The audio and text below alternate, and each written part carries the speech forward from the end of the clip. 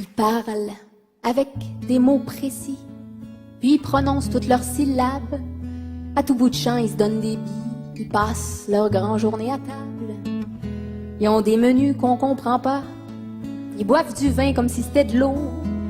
Ils mangent du pain puis du foie gras en trouvant le moyen de pas être gros. Ils font des manifs au quart d'heure, à tous les mots t'as dit coins de rue. Tous les taxis ont des chauffeurs qui roulent en fou, qui collent au cul. Et quand ils parlent de venir chez nous, c'est pour l'hiver ou les Indiens, les longues promenades en skidoo ou encore en traîneau à chien. Ils ont des tasses minuscules et des immenses cendriers. Ils font du vrai café d'adulte, ils avalent ça en 2 gorgées.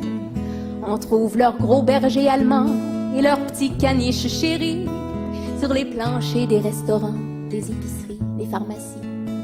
Ils disent qu'ils dînent quand ils soupent, et il est 2 heures quand ils déjeunent. Au petit matin, ça sent le yaourt, ils connaissent pas les œufs bacon. En fin de soirée, c'est plus choucroute, magret de canard ou escargot. Tout se déroule bien jusqu'à ce qu'on goûte à leur putain de tête de veau. Un bout de paupière, un bout de gencive, un bout d'oreille, un bout de museau. Pour des papilles gustatives de Québécois, c'est un peu trop. Puis ils nous prennent pour un martien quand on commande un verre de lait. Ou quand on demande la salle de bain, à quelle place, s'il vous plaît. Et quand ils arrivent chez nous, ils se prennent une tuque et un canuc, se mettent à chercher des igloos, finissent dans une cabane à sucre. Ils tombent en amour sur le coup avec nos forêts et nos lacs, et ils se mettent à parler comme nous, apprennent à dire à tabarnak. Et bien saoulés au caribou, à la Molson et au gros gin, ils s'extasient sur nos ragoûts de pâtes de cochon et nos plats de bine. Vu qu'on n'a pas de fromage qui pue, ils s'accommodent d'un vieux cheddar.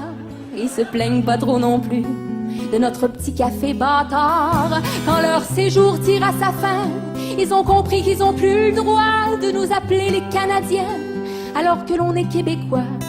Ils disent au revoir les yeux tout trempes, le sirop d'érable plein les bagages. On réalise qu'on leur ressemble, on leur souhaite bon voyage. On est rendu qu'on donne des becs comme si on l'avait toujours fait. Y a comme un trou dans le Québec quand partent les maudits Français.